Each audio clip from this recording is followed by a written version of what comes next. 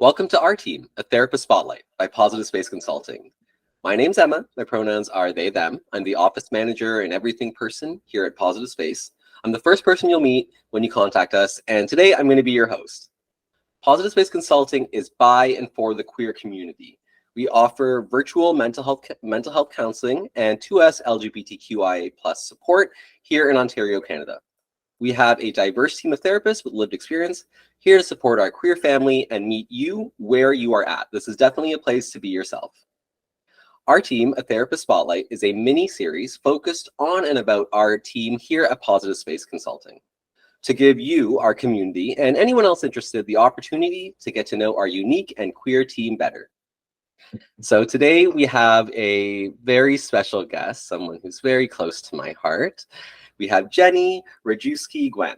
Their pronouns are she, her, and they are a registered social worker here at Positive Space Consulting. Hi, Jenny. Welcome to the show. Hello.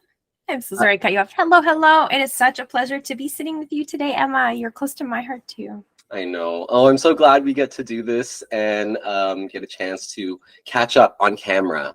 Exciting. Yes. So before we start, Jenny, I am going to go through our land acknowledgement.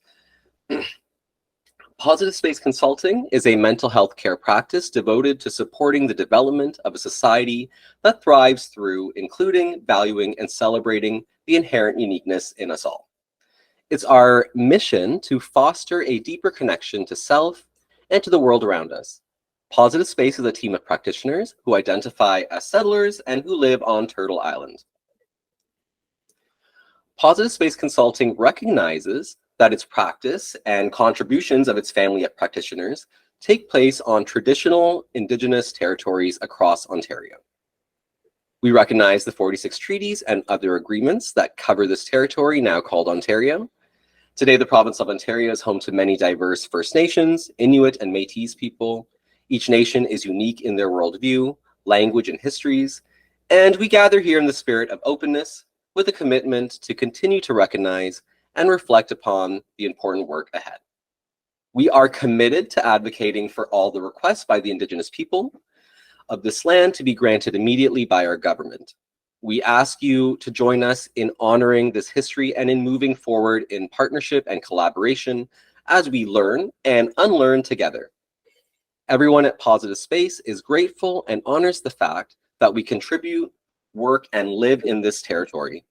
We would like to acknowledge the First Nations, Métis, and Inuit people who have been the custodians of this land as their ancestors were and who continually respect and contribute to the sustainability of Ontario and all of its communities across this province. Positive Space is honored and committed to collaborating with Indigenous clients, practitioners, communities throughout the province, and communities throughout the province of Ontario. Here at Positive Space, we are devoted to working only with therapists who are committed to the continual understanding through education, exploration, and engagement with Indigenous history, reconciliation, and the impacts of colonialism. We, as a practice, are committed to supporting the mental health of Indigenous practitioners and Indigenous 2S LGBTQIA+ folks accessing our services. Thank you for listening and for acknowledging our land acknowledgement and commitment to anti-colonialism. So, Jenny, here we are. Let's. How do you feel? First of all, how are you doing today? How's your summer been? How have you been this year? Thank you for asking. I am well. I started my day going on a mental health walk and buying some flowers. I feel like my summer has been, other than, of course, working, really devoted to self-care and spending time outside. I think other than the try to walk the talk, encouraging clients to move their bodies, but for myself and my well-being mentally, emotionally, spiritually, to be connecting outside. Connecting with myself while going outside. So that's been my jam. So I've been in the grass, in the water, in the forest with my art. You'll hear more about that soon. So I've been doing my best to really enjoy not only the summer, but summer in so-called Toronto. It's fun to explore nature in urban centers. Yeah, I feel you on that, especially to get inspired to do something like that in a city like Toronto, which if you're not looking in Toronto, you may often just wonder if there are green patches sometimes, because it's kind of a cement-ridden city at times.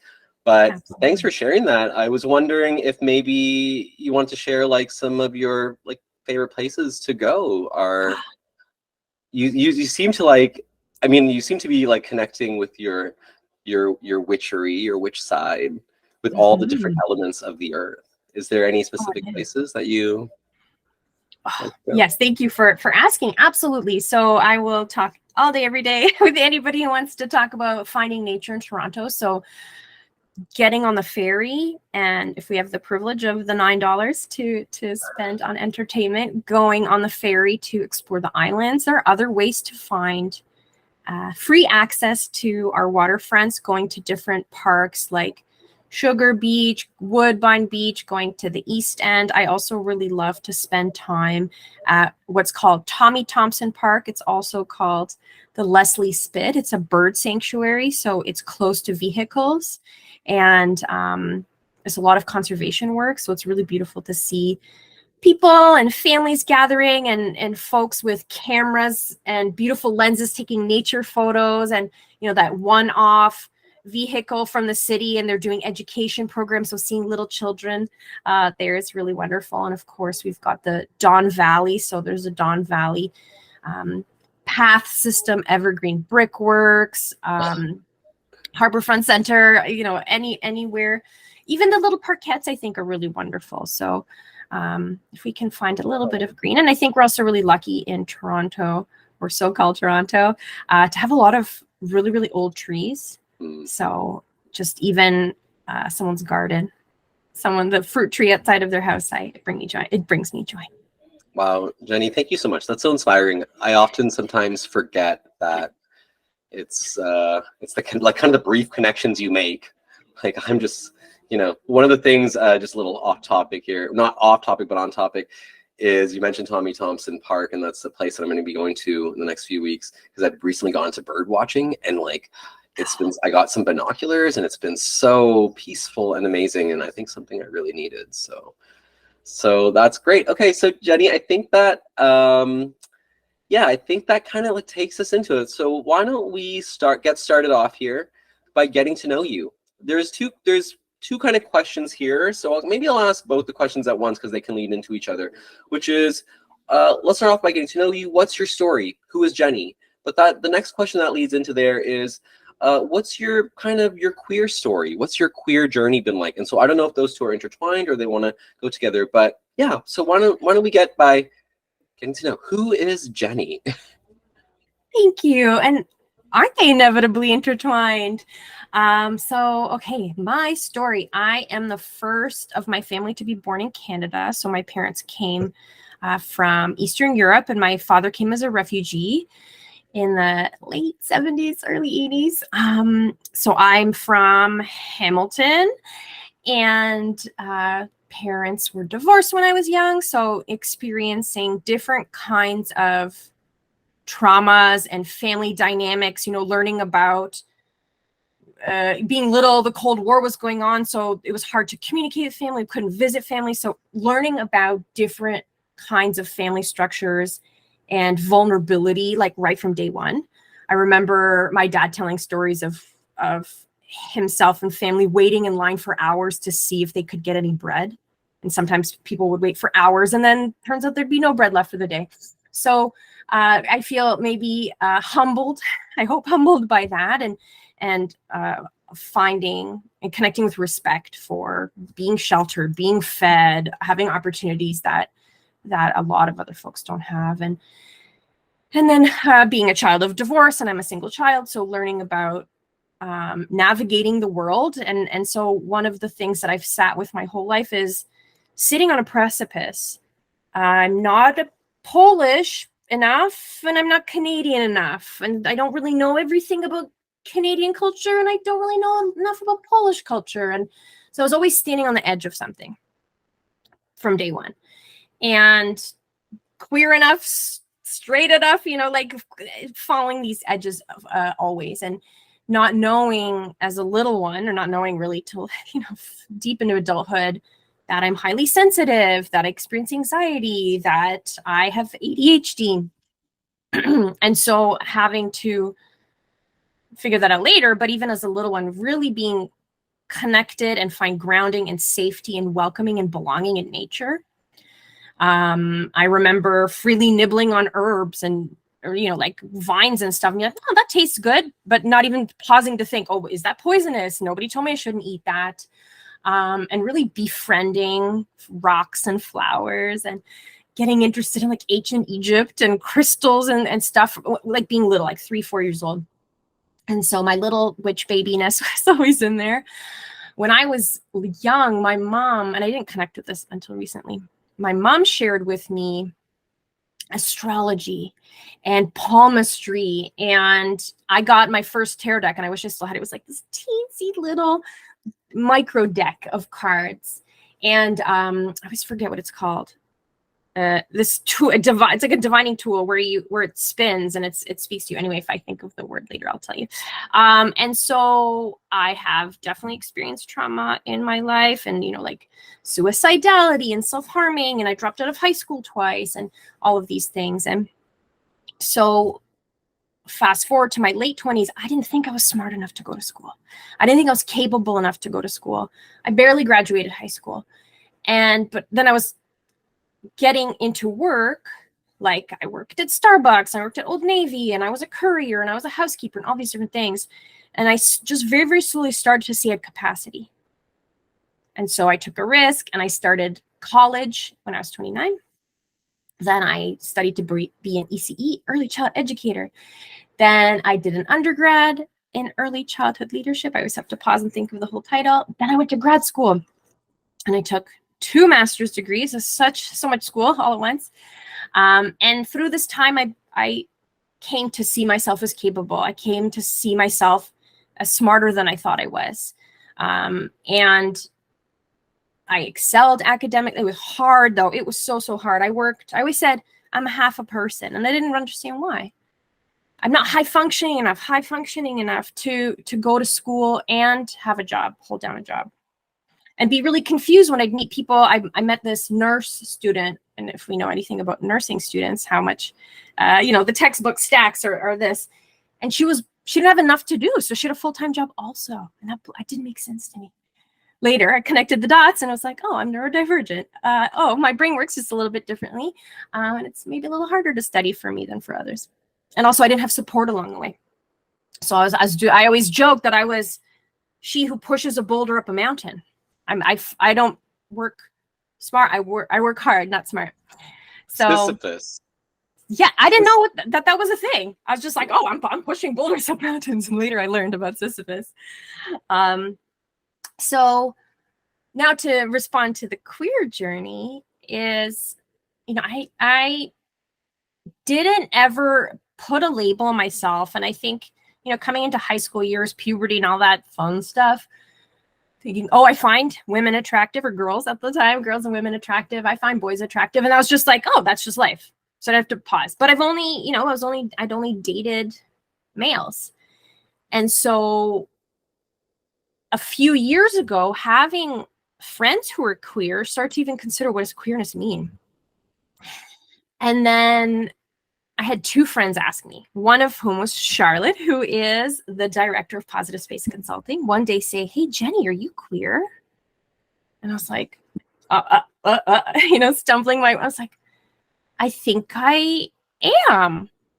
And so what I needed was permission. What I needed was a safe space with somebody who I trusted and who still, and who I knew could see me in a vulnerable place and respond with compassion enough to even say it to myself. So what has the queer journey been? It has been still, I always think of myself as a baby queer.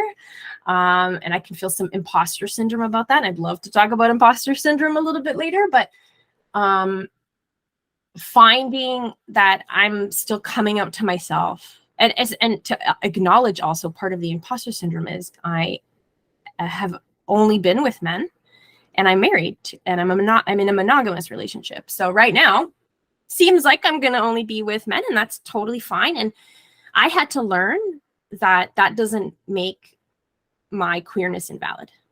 And so as I do the unlearning and the teaching of that for myself, then I'm better able to show up for the folks I work with. And so I would never, ever want to invalidate anybody's queerness. So I also think part of at least my queerness includes thinking about things differently, not just sexuality or romantic relationships or friendships, but like, do I agree with the status quo? Do I agree with the things that were taught to me? So I think that also for me, queerness includes questioning and reflecting and assessing about everything that we think about in life. So that's where I'm at. Wow. Firstly, thank you for opening up, being vulnerable, sharing. Thank you. I think that there are people out there, including myself, who had to hear that and had to hear your journey there. I want to say that, firstly, you know, I'm 37 now. I've been out since I was 18. It's a journey no matter what. It's a no journey, you know, coming out as a quote unquote gay man and then realizing that I'm actually non-binary as fuck. And something I didn't know because we didn't have certain definitions 15 years ago for certain things or whatever it was. So I think it's a journey no matter where you are at, and an imposter syndrome that is felt no matter how many years you have servitude in the queer community. And I also want to say that after talking to you, I realized you and I are both Starbucks me, you and Charlotte are both Starbucks partners, and I'm realizing a little common trend in Charlotte where one of the first things she asked me was, "Hey Emma, are you gay?" So she said the same thing. It's like a little bit of a pickup line. No, I'm just kidding. So she knows. She has ultimate gaydar. She's the mother of that. So I think that's really amazing. Thanks for sharing that. Thanks for being vulnerable.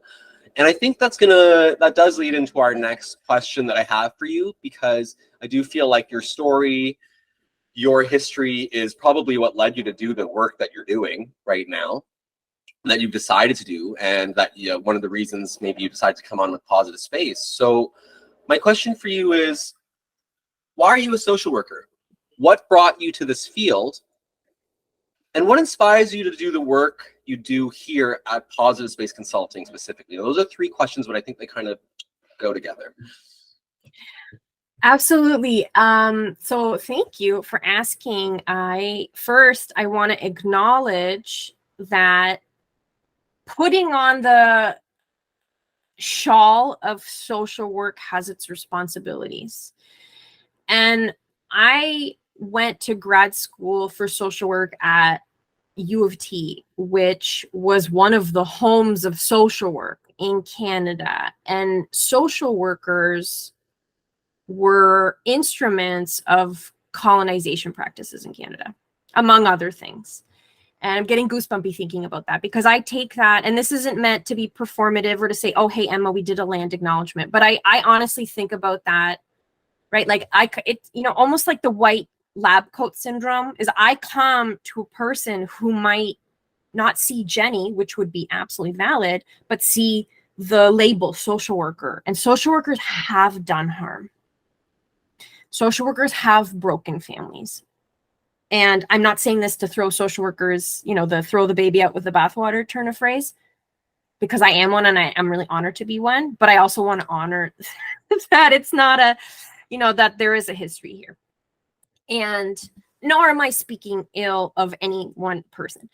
And so as I had said, I had started school. I was a late bloomer, air quotes. We're on the path we're meant to be on. I thought I was going to be an educator. I thought when I started to be an early childhood educator, I was going to go to teachers college.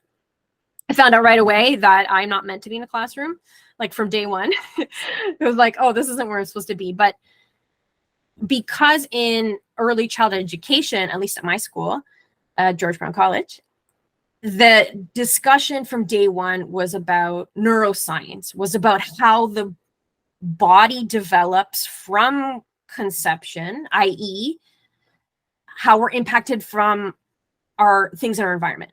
So I start to understand this notion of person in their environment, person in context.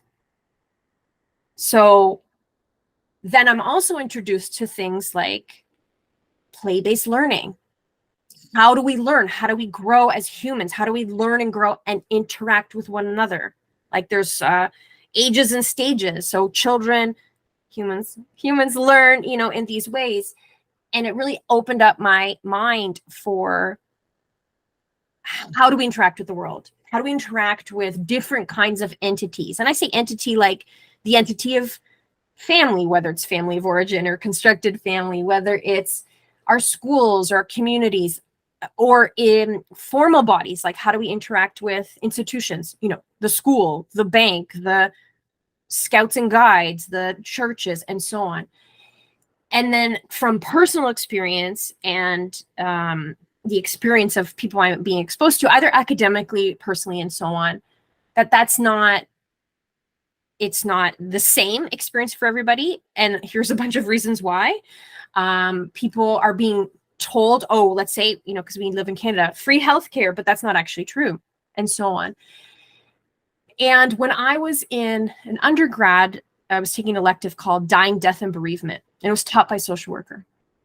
And the way that he framed how people interact with dying and how we think of death just expanded it. And then when I was winding down my undergraduate experience and considering grad school, my mother-in-law, who is a social worker, said, Jenny, I think you should consider it.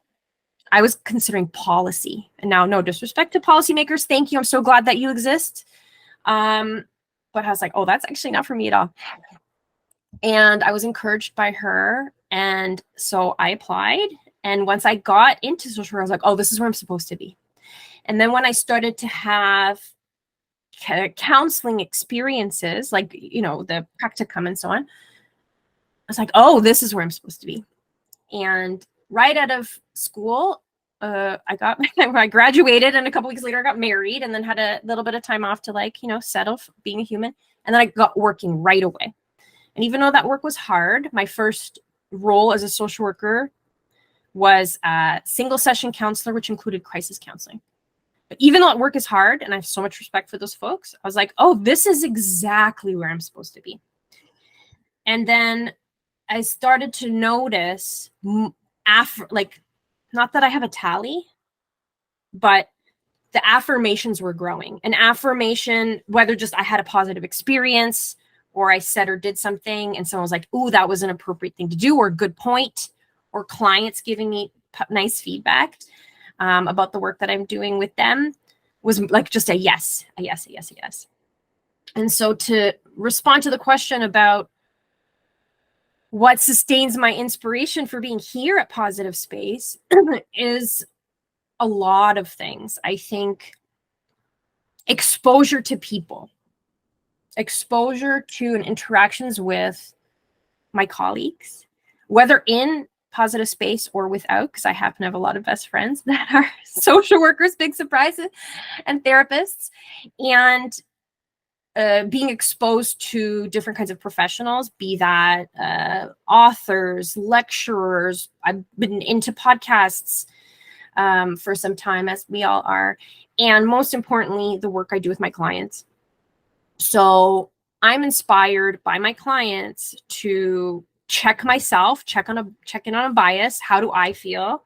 Earlier I was talking about going on a mental health walk.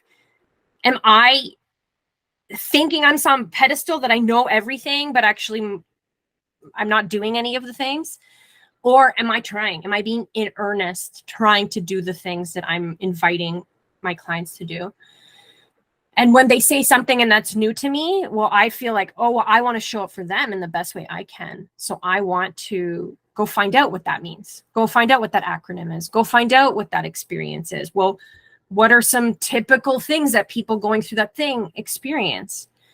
And I think, honestly, also, the more I'm exposed to people, specifically social workers, I'm going to celebrate Charlotte again, model best practices, whatever that might mean for them, but what that means for me. So we're operating ethically, anti-capitalist, social justice oriented, affirming, rejecting things that don't serve us. And I mean that in an ethical way, right? Like, I'm still a registered social worker. So if I get fired from all my jobs, I'm still a social worker, right? I still am obliged to my college.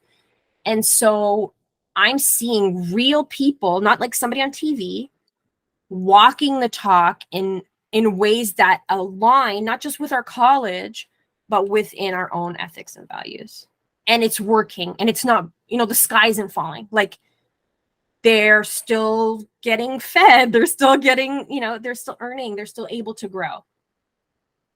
Whereas before I thought, oh no, if I show my whole self, I'm going to screw myself. Mm-hmm. If I out myself, I'm screwing myself. So I'm having to do that tending too. Wow. Yeah. Gosh, thank you for sharing that there. I think that, there is a unifying aspect between all of us. There's a saying, it's called water seeks its own level. And also another one, your friends are your best mirror. And in this case, maybe colleagues that you respect who are also your friends. I think that's a lot of the things you were saying. If someone were to ask me the question, I would probably say the same thing and just replace social worker with office manager. But yeah, that's amazing. I think that I'm really happy to hear that you, like, one of the things I actually really love about you is your kind of reflective nature, your ability to kind of be there in the moment and also absorb in the moment, contribute, but also take what the other person's saying and also absorb it also. And I find that so beautiful about you. So I think you did touch on some of this, but I'll ask it again, which is, how would you describe your approach to therapy? And what can clients expect from a virtual therapy session with Jenny? Mm-hmm. So what do I bring to the table? I'll kind of maybe blend those two, and let me know if I missed part of it. I always struggle with this, and that's probably part of my imposter syndrome, which I can also acknowledge, is to think that, I'm a this therapist or I'm a that therapist. Let's pause on the labels for a second, right? And respond self-compassionately to Jenny. I am influenced and informed by human development, by neuroscience, by feminist, anti-capitalists, biopsychosocial perspectives, by understanding people in context. One of the first social work messages, I'm sure there's a better word, like adage is the word I use, like a turn of phrase. Get comfortable with being uncomfortable. Lean into what's uncomfortable. I like to think of myself as a trauma sensitive and trauma informed therapist. I also jokingly say I bring scientific and I bring woo-woo. And I always like to put a little caveat or an asterisk around woo-woo or spiritual stuff, whether it's like new age, quote unquote new age or not, is I follow the lead of the client. I meet the client where they're at. So I'm not going to, let's say if Emma was my client, I'm like, Emma, we're going to do tarot cards today. Well, first of all, I didn't ask consent. Number two, do you even want to bring anything spiritual related to the table? I'm going to follow your lead, or I might gently ask a question. I try my best to be authentic. Sometimes, just really raw, and I have ADHD and I trip over my words and I fidget and I don't know how to put on makeup, so I don't even own any. I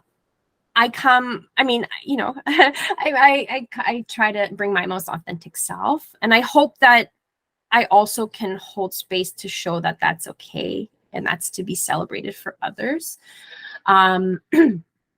What else do I bring to the table? So what can folks expect from me or time in virtual therapy together is a little bit of a mix of, not in any particular order, psychoeducation, which might mean, here, let me explain a little bit about how the nervous system works, or why am I presenting the strategies that I am and in the order that I'm presenting them. So like my hope with that is to shift power imbalances. Why do I have to gatekeep information? That happened to me my whole life. Like I'd go to a doctor's office and express a concern and then I'd be handed a jar of pills. And I'm not dissing pills, but what I'm saying is like, explain what's going on to me, validate and comfort me, normalize that and say, this is what this medicine is for.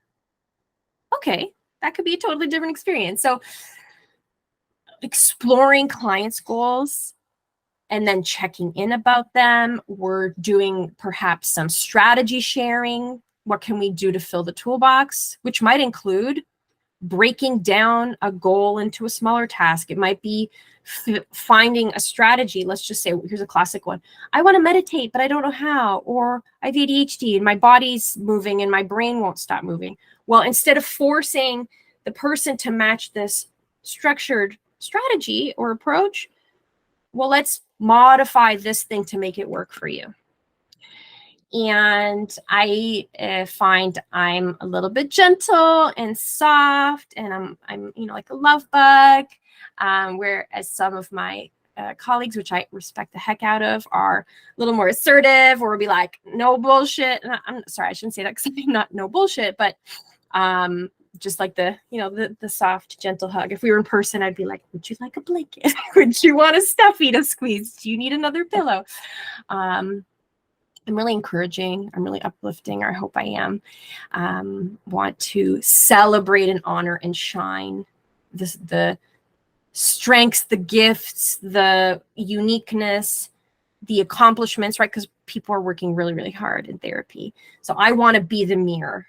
I want to reflect back what I see. I often say, I'm not here to boost your ego. It doesn't serve you to be like, oh, you're doing fantastic if they're not trying. No, I just reflect back. I just say my truth. This is what I notice. This is what I see. So that's what I like to bring to the therapy space. And I think just one last thing is I appreciate so much that it is a reciprocal relationship. We are collaborating. People will give me feedback, which I love. Please always give me feedback. I've had clients recently say, hey, how do you feel about structuring our future sessions like this? I'm like, oh my gosh, that's brilliant. Absolutely, let's do that. And then double check. So if they said, okay, 20 minutes here, 20 minutes there, 20 minutes there, I'm not going to say that's a fixed thing. Well, we'll check in. Do we need more time here?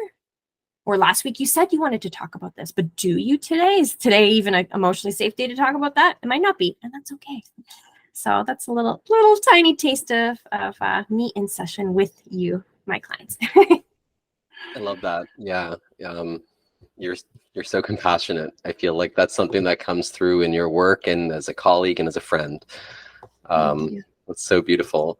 And I guess that goes into our last question, which I have to say you're doing very well, Jenny. I know these things can be so nerve-wracking. They are for me, and I've done like everyone so far. But I think the last question is completely unique question for yourself. You can answer it however you want.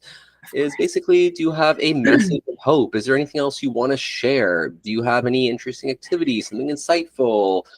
Anything else you'd like to share with everyone that's listening or watching or reading today? Thank you. So 2 things jump to mind when you asked that.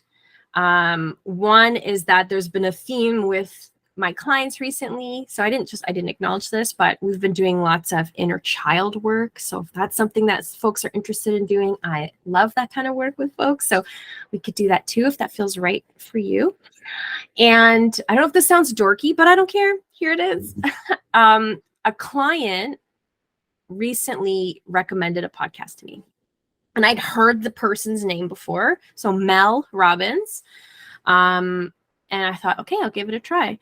And the first episode that I listened to was fantastic. I already immediately started recommending it to my clients because it talked about concrete things that I talk about, like how can we engage in self-regulation? How can we ground? How can we check in with ourselves?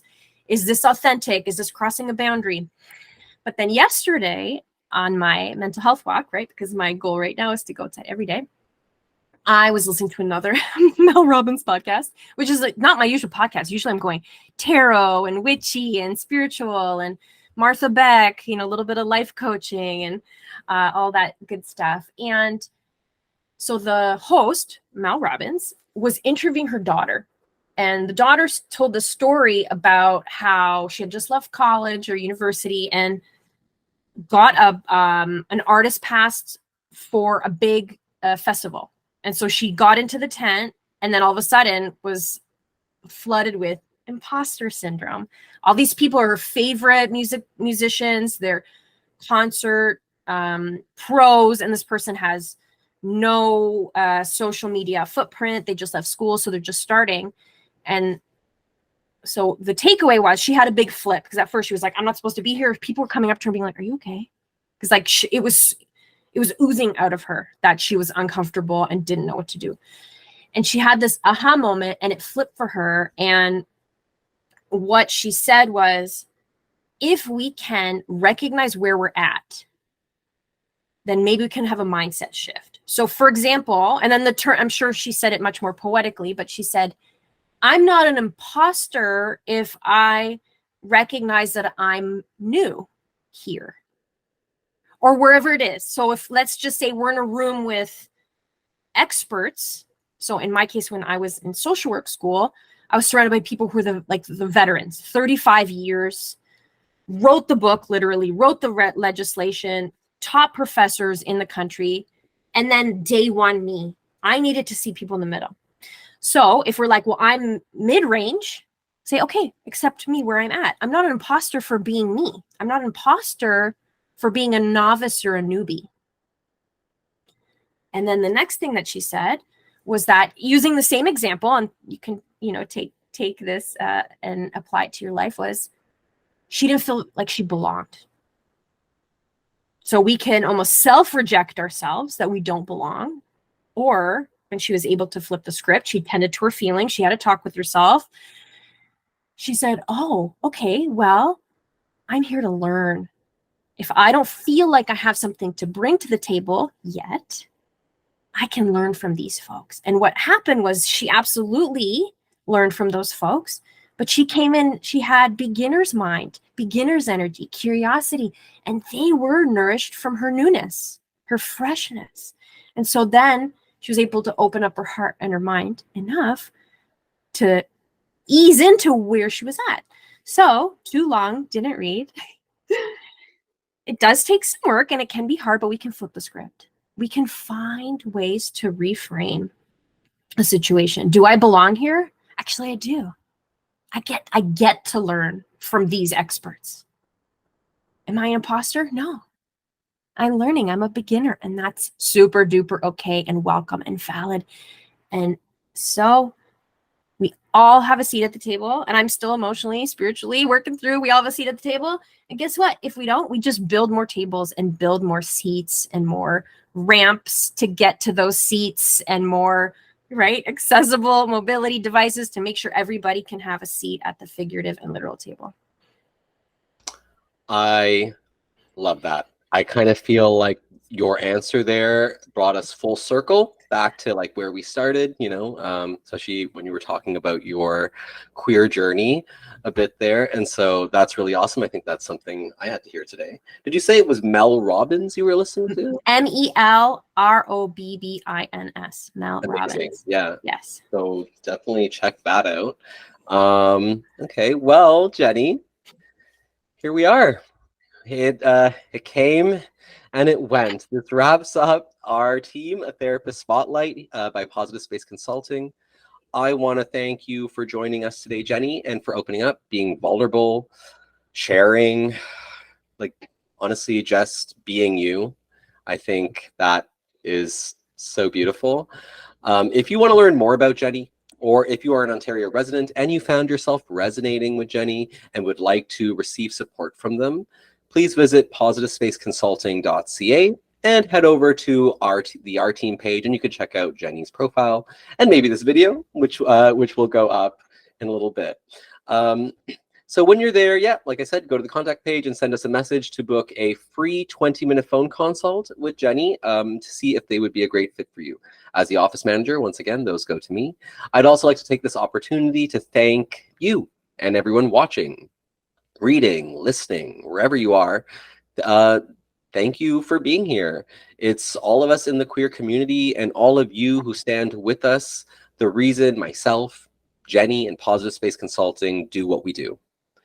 And so on that note, I'd just like to say, we are here, we are queer, and we're absolutely not going away. Right, Jenny? Heck yes. See you Thank later. you so much. Thank you. Bye for now.